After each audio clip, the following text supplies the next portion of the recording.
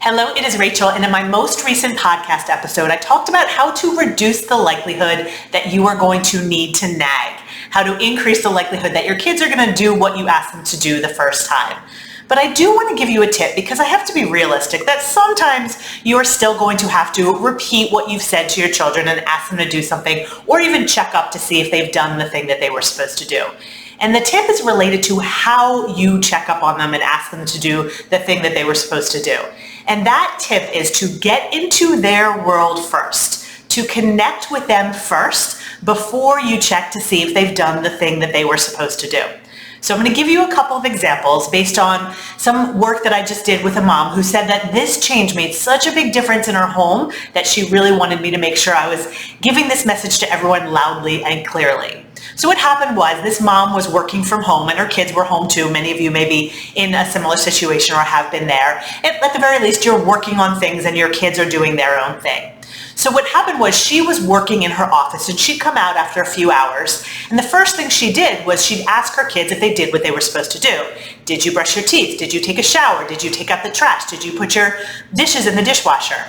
Now that makes a lot of sense because she had just been away from them for a few hours and she wanted to make sure that the things that were supposed to happen actually happened. She had an agenda and she wanted to make sure that agenda was met. Now, here's the thing.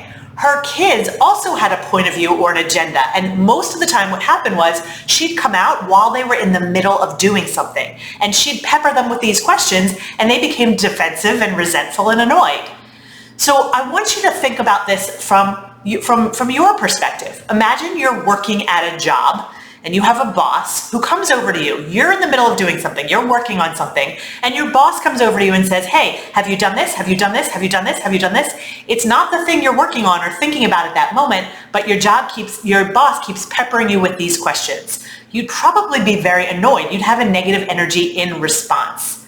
So what I suggested that this mom do was after she had done her work and come out of her office, to just join them in their world first, to ask them what they'd done in the past hour, to notice something that they were doing right now in that moment. And then once she had gotten into their world and spent a few minutes there, she could say to them, hey, have you put the dishes away? Have you brushed your teeth?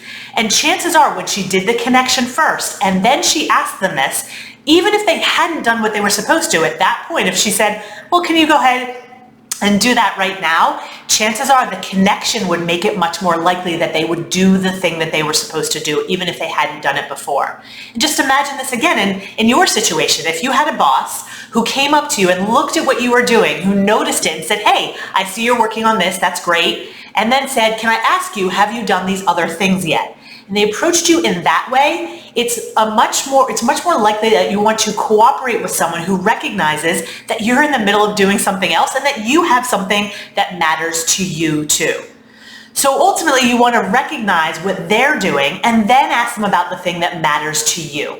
So here's another example. This same mom was planning the days for her kids, and this was in the middle of summer. So she was trying to get a schedule together. So she would tell her kids the night before, hey, tomorrow you have to do this, and you have to do this, and you have to do this.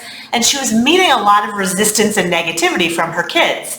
And so what I suggested that she do was start that conversation by saying, hey, what did you have in mind that you wanted to do tomorrow? And listen to them and write down what they wanted to do. And then she could say, okay, these things also have to get done. Let's figure out how we can fit them both in there. When she respected what they had to do as well as what they had to do, so she was thinking about what they wanted as well as what they needed to do, they were much more open to listening to her and following the schedule that was created because it respected their perspective too.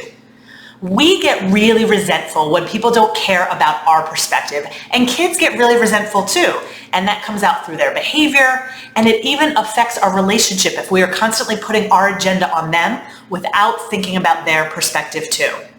So if you do want to learn how to reduce the likelihood that you're going to have to nag in the first place, you can listen to my latest podcast episode. You can find that at rachel-bailey.com/89. But when you do have to remind them or ask them if they've done something, keep in mind that you want to respect and connect with them first before you try to shove your agenda on them or what they're supposed to be doing on them. All right, I hope that's helpful. I'll be back again soon with more tips for you.